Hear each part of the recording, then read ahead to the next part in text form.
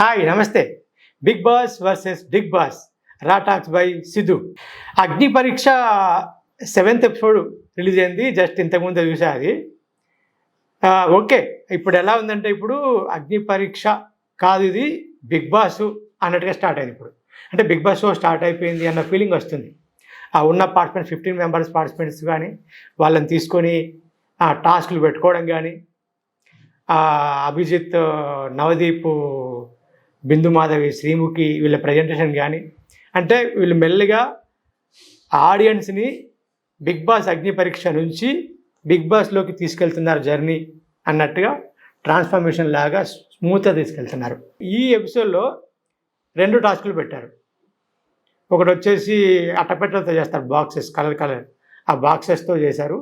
Big బాస్లో అర్థం కానిది లేనిది ఏంటిది? టైం. అంటే అందులోకి వెళ్ళిన తర్వాత టైం అర్థం కాదు. కాబట్టి ఇప్పుడు మేము టైం మీద పెడుతున్నాము అని చెప్పాడు. ఆ టైం అంటే 2 నిమిషాలు టైం ఇస్తాము. 2 నిమిషాలు అంటే 120 సెకండ్స్ని మీరు కాల్కులేట్ చేసుకుంటారో లేకపోతే అర్థం చేసుకుంటారో ఏదో ఒకటి చేసుకోండి. మిమ్మల్ని అందరినీ ఆ 13 డబ్బాల్లో కూర్చోబెడతాం. కూర్చోండి, ఐస్ కట్టేస్తాము. తర్వాత 2 నిమిషాలు మీరు కౌంట్ చేసుకున్న తర్వాత ఎవరు ముందు లేస్తారు, ఎవరు చివరి లేస్తారో అందరిని పక్కన పెట్టేస్తాం. అవుట్ ఆఫ్ ది గేమ్ లాగా మధ్యలో ఎవరెవరు ముందు లేస్తారో చూస్తాము. 9th పర్సన్ని మేము ఒక స్పెషల్గా ట్రీట్మెంట్ ఇస్తాము అన్నారు. ఓకే, కానీ ఇక్కడ 2 minutes అని టైం చెప్పినప్పుడు 2 minutes టైం తీసుకోవాలి కదా. టాస్క్ స్టార్ట్ అయింది, నేనైతే అలాగే అనుకున్నా. 2 నిమిషాలు టైము అర్థం కాదు బిగ్ బాస్లో, 2 నిమిషాలు మీరు క్యాలిక్యులేట్ చేసుకోవాలి అన్నారంటే 1, 2, 3, 4 లెక్కేసుకుంటారా, లేకపోతే కాన్సన్ట్రేషన్ అంతా టైం మీద పెట్టి టైంను అంచనా వేసుకుంటారా అంటే అది టైం బేస్గా ఉంటుందేమో అనుకున్నా. ఎందుకంటే చెప్పింది అది. అలా టైంను బేస్ చెప్పుకోకపోతే అది అనుకునేవాని కాదు, టైం బేస్ చేసుకుంటారేమో అనుకున్నా. కానీ ఇక్కడ జరిగింది ఏంటంటే ముందు ఎవరు వస్తారు, తర్వాత ఎవరు వస్తారు, తర్వాత ఎవరు లేస్తారు దాంట్లో నుంచి అని టాస్క్ అయింది. అది 9th ప్లేస్లో ఎవరు లేస్తారు అని. నువ్వు 2 minutes టైం పెట్టావు కదా, అంటే మినిమం 2 minutes 2 minutes తర్వాత లేవాలా? ఓకే, అలా ఆ క్లారిటీ ఒకటి మిస్ అయింది.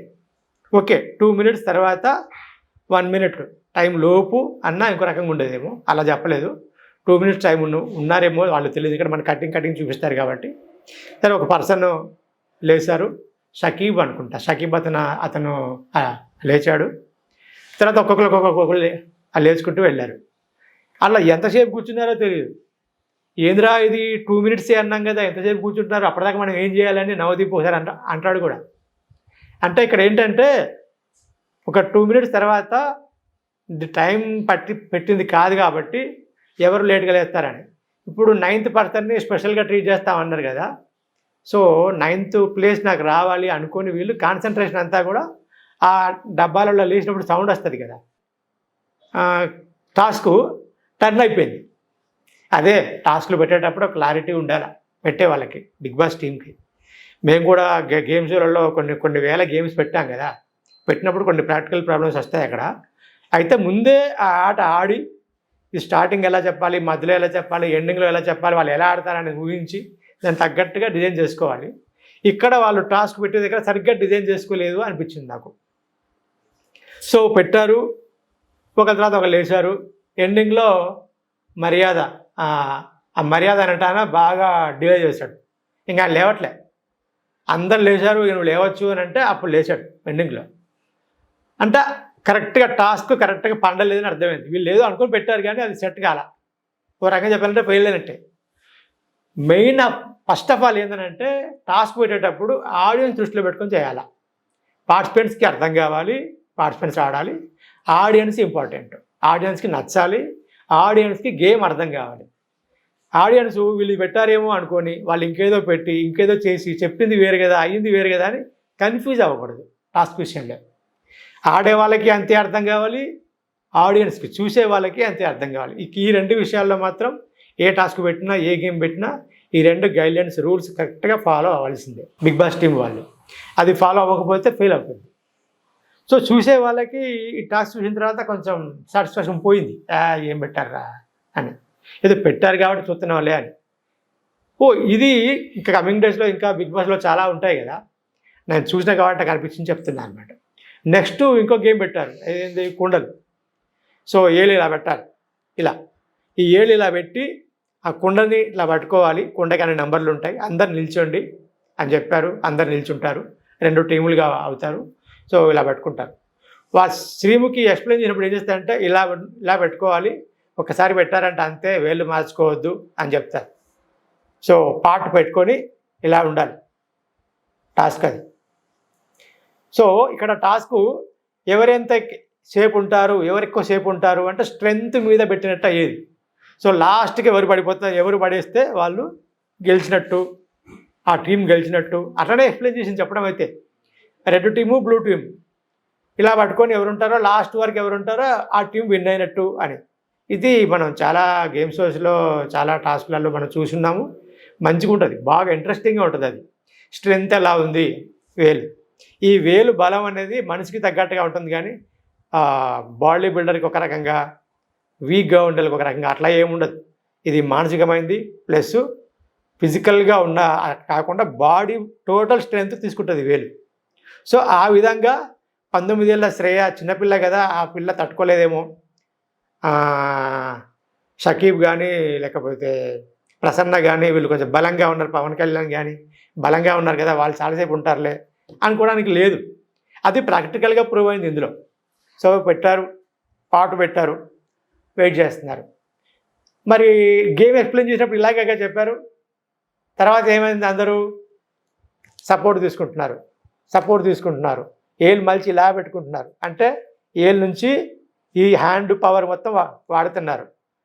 సో వీళ్ళు చెప్పింది వాళ్ళకి అర్థం కాలేదా? ఒక ఆడియన్గా మనం ఏమనుకుంటాం, ఏళ్ళు ఇలా ఉండాలా, పాట ఉండాలా, ఎంతసేపు పెడతారు, 1 మినిటా, 2 మినిట్సా, 3 మినిట్సా, అంతే, అందుకంటే ఎక్కువ ఉండదు. ఆ పాటలో కొన్ని ఒక రాయి పెట్టారు, ఒక ఫోటో పెట్టారు, కొన్ని కలర్ బాల్స్ పెట్టారు, అది పడిపోతుంది. ఇలా ఇది కొంచెం బాగుందిలే, స్ట్రెంత్ గేమ్, ఎక్కువ టైం కూడా తీసుకోదు అనిపించింది. కానీ వీళ్ళు ఇలా చేయబెట్టేసి ఇలా పెట్టేసి ఇలా పెట్టేసి అలా పెట్టేసి నానా రకాలుగా ఉయ్యారాలు తిరుక్కుంటూ గేమ్ ఆడారు. ఆ రూల్స్ అన్నీ ఆ పెట్టిన వాళ్ళే రూల్స్ని కట్ చేసి పడేశారు. ఆ రూల్స్ పాటించాల. మొత్తానికైతే అలా వెయిట్ చేశారు. నిలబడడానికి బాగానే ఉంది కానీ బోర్ కొట్టేసింది, ఎందుకంటే చాలాసేపు ఉన్నారు. యాక్చువల్గా ఆ గేమ్ ఎక్కువసేపు ఉండరు, 5 నిమిషాల లోపే అయిపోయింది. ఎడిటింగ్ చేసేస్తే 1.5 మినిట్ 2 మినిట్లో వచ్చేస్తుంది. రియాలిటీ షో అయినా కూడా 1 అవర్లు నిమిషాలు ఉంచారు కదా, కట్ చేస్తారు కదా. సో ఇంట్రెస్టింగ్గా మొదలైన టాస్క్ బోర్ కొట్టేసింది. దాంట్లో లాజిక్ ఏంటి, మళ్ళీ లోపల ఫోటో ఉంటుంది, ఆ ఫోటో అది పగిలిపోయిన తర్వాత ఫోటో బయటకు వస్తుంది, ఆ ఫోటో బయట ఉన్న వాళ్ళు బోర్డు నుంచి తీసేస్తారు అని చెప్పారు. అసలు లాజిక్ మిస్ అయింది. స్ట్రాటజీ, ఒక మంచి స్ట్రాటజీ పెట్టుకుందాం అనుకుని వాళ్ళు ఏదో పెట్టారు, కానీ ఆడియన్స్ ఒకటి అనుకున్నారు, వీళ్ళు ఇంకోటి చేశారు. ఒక రకం చెప్పాలంటే దీంట్లో 2 టాస్కులు మంచివే పెట్టారు, 2 టాస్కులు ఫెయిల్ అయ్యాయి. ఇంకా పార్టిసిపెంట్స్ గురించి చెప్పుకుంటే 2వ ఎపిసోడ్ నుంచి 6వ ఎపిసోడ్ వరకు నేను ఒకేసారి చూశాను. ఫస్ట్ 7th ఎపిసోడ్ గురించి చెప్పాను, ఇప్పుడు కొంచెం బ్యాక్ వెళ్తున్నా. పార్టిసిపెంట్స్లో తణుకు నుంచి పవన్ అనే అబ్బాయి వచ్చాడు, గుడ్ బాయ్ లాగా ఉన్నాడు. Can I show my skills అనుకుంటూ అతను స్కిల్స్ అని చూపించాడు. అతని బిహేవియర్, అతని మాటలు చూస్తే ఇతను బిగ్ బాస్లోకి తీసుకోవచ్చు, అంటే టాప్ 15లోకి తీసుకోవచ్చు అన్న ఫీలింగ్ కలిగింది. సో వాళ్ళు కూడా అక్కడ ఉన్న జ్యూరీ మెంబర్స్ కానీ యాంకర్ కానీ వాళ్ళకు కూడా మంచిగా అనిపించి అందరూ అతన్ని ఇన్వైట్ చేశారు. చాలా హ్యాపీగా అనిపించింది, చాలా ఇంప్రెసివ్గా అనిపించింది. బిగ్ బాస్లో గుడ్ బాయ్స్ కూడా ఉండాలి అని నవదీప్ అని చెప్పి అతన్ని వెల్కమ్ చెప్పాడు. బాగుంది, నైస్. శ్రీజ పిట్ట కొంచెం కూత ఘనం అంటారు కదా, చూడడానికి ఇంత హైట్ ఉంది కానీ సన్నగా ఉంది కానీ మంచి స్ట్రాంగ్ పర్సెంట్. శ్రీజ దమ్ము అంట, దమ్మున్న శ్రీజ. ఒకప్పుడు హర్యానా ఉండేది, ఇప్పుడు ఇంకొక హర్యానా వచ్చిందన్న ఫీలింగ్ కలిగింది. ఆమె టాస్క్లలో చేస్తున్న విధానం చూస్తుంటే, మాట్లాడడం చూస్తుంటే, ఆ బిహేవియర్ చూస్తుంటే. ఒక టాస్క్లో రోపు టాస్క్ ఒకటి పెట్టారు మధ్యలో, ఆ టాస్క్లో ఆడింది, ఎండింగ్ వరకు అవుట్ అవ్వాల. యాక్చువల్గా చెప్పాలంటే పవన్ కళ్యాణ్ కానీ, షకీబ్ కానీ, మనీష్ కానీ, ఇట్లా మన ప్రసన్న కానీ, నాగా, ఇలాంటి వాళ్ళందరూ బలంగా ఉన్న వాళ్ళందరూ ఉన్నారు. అందరితో ఆడి కూడా ఎండింగ్ వరకు ఆగింది. అంటే మనిషి సైకలాజికల్గా చాలా స్ట్రాంగ్ అమ్మాయి. ఈమె కనుక బిగ్ బాస్లో ఛాన్స్ ఇస్తే లాస్ట్ వీక్ వరకు ఉంటుంది. అంత స్ట్రాంగ్, జనాలకు కూడా, ఆడియన్స్ కూడా బాగా నచ్చుద్ది అమ్మాయి. దమ్మున్న శ్రీజ, మంచి ఇంప్రెస్ అవుతారు జనాలు కూడా. ఆడియన్స్ కూడా మంచిగా ఓటింగ్ వేస్తారు. చాలా రోజుల వరకు ఉంటుంది ఆమె. Very nice person, very nice participant అని చెప్పచ్చు. శ్రేయ 19 years అమ్మాయి, చిన్న అమ్మాయి, చూడడానికి క్యూట్గా ఉంది, మంచిగా నవ్వుతుంది. చూడడానికి ఎంత క్యూట్గా ఉందో ఆమె మనసు అంత రఫ్. అది ఇప్పుడే అర్థం కాదు, బిగ్ బాస్లోకి తీసుకుంటే ఆమె జర్నీ చేస్తుంటే అర్థమవుతుంది. అబ్బో కనిపించినంత క్యూట్ కాదు ఈమె నాటు అన్న ఫీలింగ్ ఆడియన్స్కి వస్తుంది. ఆ అమ్మాయి పోతా అంటే ఆమె టాస్కులు చేస్తా ఉంటే మనకి ఆ విషయం అర్థమవుద్ది. ఆమెని బిగ్ బాస్లో ఉంచితే బాగుంటుంది అన్న ఫీలింగ్ కలుగుతుంది. చూడాలి ఇంకేం జరుగుతుందో. మరి బిగ్ బాస్లో ఎంటర్ అయ్యి టాప్ 15 నుంచి కూడా మళ్ళీ ఫిల్టర్ చేసి ఓటింగ్ ద్వారా అలా ఇలా అని చెప్పి రకరకాలుగా ఆ ప్రక్రియ చేసి టాప్ 15 నుంచి ఒక 4 5 బిగ్ బాస్లోకి పంపిస్తారని నేను అనుకుంటున్నా. ఆ 4 ఈ అమ్మాయి ఉంటుందేమో చూడాలి. ఇంకొక ఆమె కల్కి, నల్గొండ నుంచి వచ్చింది. మనసు స్ట్రాంగు, సైకలాజికల్గా స్ట్రాంగు, ఫిజికల్గా స్ట్రాంగు. చాలా స్ట్రగుల్ ఫ్యామిలీ నుంచి వచ్చింది. వాళ్ళ డాడీ వద్దంటే కూడా వచ్చిందంట. డాడీ మీరు నన్ను బిగ్ బాస్లోనే చూస్తారు అని చెప్పి అంటదనమాట. ఈమెకి స్ట్రాటజీ ఎక్కువ, థింకింగ్ పవర్ ఎక్కువ. ఎందుకంటే ఈ దీంట్లోకి తీసుకునే ముందు 6వ ఎపిసోడ్లో ఒక టాస్క్ పెట్టారు, షకీబ్కు కల్కి పడింది. అక్కడ ఎవరైనా మీ ఫ్రెండ్స్ ద్వారా అమౌంట్ వేయించు, మీ యూపీఐలో ఎక్కువ అమౌంట్ వేయించండి, ఎవరు ఎక్కువ అమౌంట్ వేస్తే వాళ్ళనే ఉంచుతాము అని ఒక టాస్క్ పెడితే 90,000 ఏమని అడిగింది ఆమె. 90,000 అమౌంట్ పడింది. సో తెలుసు ఆమెకి ఏం చేస్తే తెలుసు, అంటే ఏం చేస్తే కరెక్ట్గా ఉంటాం, స్ట్రాటజీ, లాజిక్, మ్యాజిక్ అన్నీ తెలుసు ఆమెకి. ఆమె ఎంత స్ట్రాంగ్ పర్సనో, ఫిజికల్గా మెంటల్గా ఎంత స్ట్రాంగ్ పర్సన్, ఎంత స్ట్రాటజీ, ఎంత లాజిక్ ఉందో అంతే కన్నింగ్ కూడా ఉంది. ఈ స్టార్టింగ్ ఫస్ట్ 2 ఎపిసోడ్స్లో 5 ఎపిసోడ్స్లో మనకి ఆమె కన్నింగ్ కనపడదు, కానీ జర్నీలో కనపడుతుంది. Cunning mentality, cunning strategy. ఈ మెంటాలిటీతో, ఈ స్ట్రాటజీతో ఆమె ఎక్కువ వీక్స్ ఉంటుంది, ఎక్కువ వారాల పాటు బిగ్ బాస్లో ముందుకెళ్తుంది, డౌటే లేదు. పవన్ కళ్యాణ్ పడాలా, ఇతను ఆర్మీ నుంచి వచ్చాడంట. ఆర్మీ నుంచి వచ్చాడు కదా, ఇక్కడికి వచ్చాడా అని మనకు అనిపిస్తుంది. అతనికి మొదటి నుంచి కూడా ఎంటర్టైన్మెంట్ అంటే, యాక్టర్ అంటే ఇంట్రెస్ట్ అంట. అనుకోకుండా ఆర్మీ నుంచి వచ్చింది కాబట్టి ఆర్మీకి వెళ్ళాడు. ఫిజికల్గా కూడా మంచి స్ట్రాంగ్ ఉన్నాడు, జెన్యున్ పర్సన్ లాగా అనిపిస్తున్నాడు. సింపతి కొట్టేయాలా, ఎవరితోనన్నా ఆర్మీ వదిలిపెట్టి వచ్చేదానండి ఈ టైప్లో కాకుండా చాలా స్ట్రాంగ్గా మాట్లాడుతున్నాడు. వెరీ నైస్ అనిపించింది. ఇతను కూడా బిగ్ బాస్లో 5 మెంబర్స్ని అట్లా తీసుకుంటే కనుక ఇతను కూడా అందులో ఉండే పర్సనే, డౌటే లేదు. షకీబ్ చాలా స్ట్రాంగ్గా ఉంటాడు. అంటే బిహేవియర్ అనేది ఏమైనా సరే నేను పార్టిసిపేట్ చేయాల్సిందే, నేను టాప్ 15లో ఉండాల్సిందే, బిగ్ బాస్కి వెళ్ళాల్సిందే నా పట్టుదల చూపిస్తాడు అతను. అందుకోసం మనసులో ఏది ఉంటే అది పై అనేస్తాడు. ఏదో కవర్ చేద్దాము, లోపలకు మాట పెట్టుకుందాం, బయటకు మాట పెట్టుకుందాం అసలు అనడు. తన స్ట్రాటజీ ఏంటో అది బయట చెప్పేస్తాడు, డిస్కస్ చేస్తాడు, అవసరం అంటే కోపడతాడు, విసుక్కుంటాడు. సో ఇక్కడ అంతా కూడా ఫెయిర్గా అనిపిస్తున్నాడు షకీబు. సో ఒక టాస్క్లో మొబైల్ వలగొట్టు అని అంటే ఎంతో కష్టపడి కొనుక్కున్నా, తన డేటా ఉంది, చాలా గేమ్స్ ఉన్నాయి అని బాధపడ్డాడు. అయినా సరే టప్ప మొబైల్ వలగొట్టేసాడు. అతని టార్గెట్ ఏంటంటే బిగ్ బాస్లోకి వెళ్ళడం. ఇతను కూడా చాలా స్ట్రాంగ్ పర్సన్. డాలియా ఈమె ఫిట్నెస్ ట్రైనరు. మనిషి లుక్స్ బాగానే ఉంది. అలాగే ఫిట్నెస్ కాబట్టి ఆమె టాస్కులు బాగా ఆడుతుంది. కొంచెం లాజికల్గా, కొంచెం స్ట్రాటజీకు ఆమెకు ఎక్కువ లేదు, కానీ ఫిజికల్ టాస్క్లు ఆడమంటే మాత్రం బ్రహ్మాండంగా ఆడుతుంది. అనూష వరంగల్ నుంచి అంట, స్టోరీ టెల్లర్. ఆమెకు కొంత ఫ్యాన్ ఫాలోయింగ్ కూడా ఉంది. చాలా స్ట్రగుల్ అయింది, వాళ్ళ ఫాదర్ గురించి చెప్పింది. సో ఇప్పుడు ఆ ఫ్యామిలీకి ఆమె ఫాదర్ అంట. సో ఆమె చాలా స్ట్రగుల్ అయ్యి, చాలా సైకలాజికల్గా స్ట్రెస్ అయ్యి వచ్చింది. సో ఈమె కూడా అంత ఈజీగా ఏం పోదు, చాలా టాస్కులు అన్నీ కూడా చాలా స్ట్రాంగ్గా ఆడుతుంది. ఏమైనా సరే నేను సక్సెస్ అవ్వాలి అనే పట్టుదలతో ఉంది. సో జ్యూరీ మెంబర్స్ బాగా నచ్చింది, ఆడియన్స్ కూడా బాగా నచ్చుద్ది. అచ్చా, ఓకే, నైస్. శ్వేత యూకే నుంచి వచ్చిందంట. సో స్ట్రాంగ్గా ఉంది, మనిషి రఫ్గా ఉంది. సో డిఫరెంట్ కాస్ట్యూమ్స్తో, తన బిహేవియర్తో అందరినీ ఆకట్టుకోవాలనే ప్రయత్నంతో చేస్తుంది. ఇంకా చెప్పుకోవాలంటే దివ్య నిఖిత ఉన్నోళ్ళందరిలో చాలా మంచి గట్టి కనపడుతుంది, మనిషి స్ట్రాంగ్గా ఉంటుంది, మంచి హైటు. అబ్బో టాస్కులు ఏమైతే ఆడడం కష్టం అన్నట్టుగా ఉంటుంది. ఓకే, ఆమె కూడా బిగ్ బాస్లో చాలా కఠినంగా, ఖచ్చితంగా ముందుకెళ్ళాలన్న అట్లా ఉంది.